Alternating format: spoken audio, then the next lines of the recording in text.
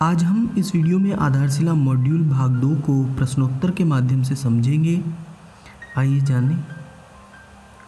आरंभिक स्तर पर भाषा विकास क्या है, भाषा क्या है, भाषा कैसा विषय है, भाषाई कौशलों के विकास का क्रम क्या है, भाषा के कितने पहलू हैं, ऐसे ही न जाने कितने प्रश्नों का उत्तर हम इसमें खोजेंगे। भाषा क्या है? भाषा दो लोगों के बीच माध्यम का काम करती है। यह स्वयं को व्यक्त करने और दूसरों को समझने का माध्यम भी है। भाषा सोचने, महसूस करने और चीज़ों से जुड़ाव के रूप में भी माध्यम का कार्य करती है। भाषा का संबंध किससे होता है? भाषा का संबंध भावों और विचारों से होता है। भाषा हमें किस लायक बनाती है? भाषा हमें अपने भावों विचारों को व्यक्त करने लायक बनाती है। नेक्स्ट क्वेश्चन में हम देखेंगे कि भाषा कैसा विषय है। भाषा कौशल प्रधान विषय है। भाषा अभिव्यक्त होने से पहले कौन कौन से चरणों से होकर गुजरती है? तो भाषा अनुभूति और चिंतन के चरणों से होकर गुजरती है। अनुभूति से अभिव्यक्ति तक भाषा विकास का क्रम क्या है?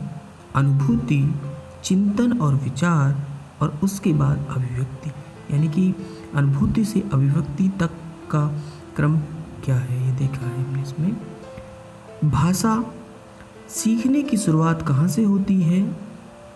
हम अपने दैनिक जीवन में विभिन्न चीज़ों के बारे में देख सुनकर किसी न किसी भावना की अनुभूति करते हैं।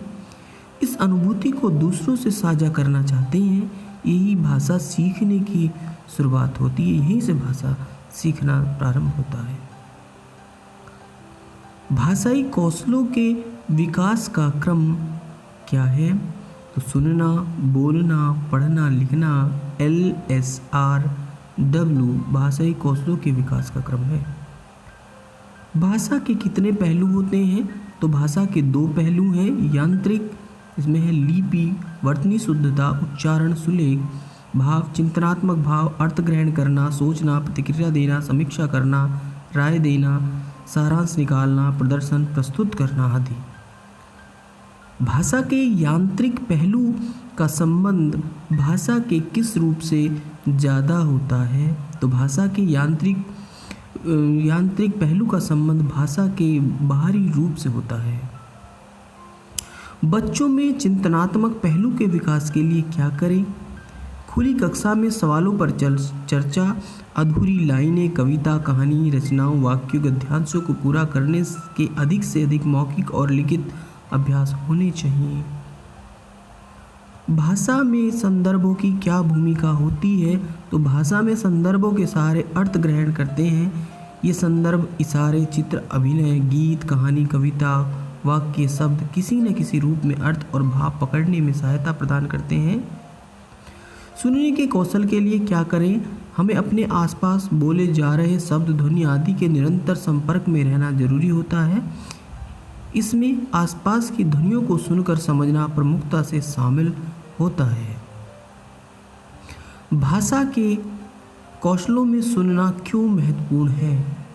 क्योंकि इस कौशल का प्रयोग हमें दैनिक जीवन में लगातार करना पड़ता है। सुनने का आशय है कि समझना और सुनकर अपेक्षित प्रतिक्रिया देना।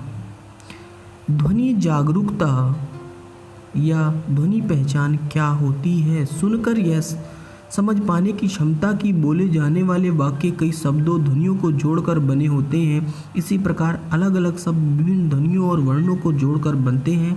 इन ध्वनियों को पहचानना और वर्णों से जोड़ते हुए शब्दों के रूप में बोल पाना ध्वनि जागरूकता है। बच्चों को शुरुआती दिनों में ध्वनि पहचान के कौन कौन से चरणों से होकर गुजरना पड़ता है? तो विभिन्न प्रकार की ध्वनियों को सुनकर समझना और उनमें अंतर कर पाना, तुक समझ पाना, जैसे माला, नाला, काला आदि।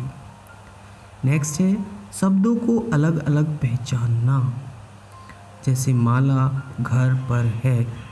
शब्दांशों की ध्वनि को अलग अलग पहचानना, जैसे माला को हम तोड़ रहे हैं माँ धन ला। वर्ण की ध्वनि को पहचानना, माँ प्लस आ प्लस ला प्लस आ। बोलना अर्थात मौखिक अभिव्यक्ति कौशल क्या है? बोलना दो या दो से अधिक व्यक्तियों के बीच सहज और स्वाभाविक रूप से विचारों के आदान प्रदान या संवाद की प्रक्रिया है, जो बचपन के तुतलाने और बुदबुदाने से प्रारंभ होकर सार्थक, तार्किक और धारा प्रवाह बोलने के कौशल में बदल जाती है। यदि आपको वीडियो पसंद आए और मेरा चैनल अभी तक सब्सक्राइब नहीं किया है तो please subscribe and press the bell icon to get the notification. Thank you.